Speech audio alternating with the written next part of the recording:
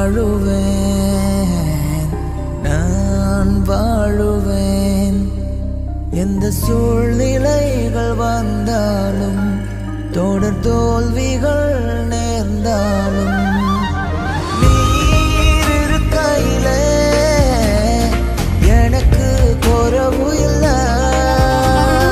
நீர் இருக்கையிலே வெட்கப்பட்டு போவது இல்லை.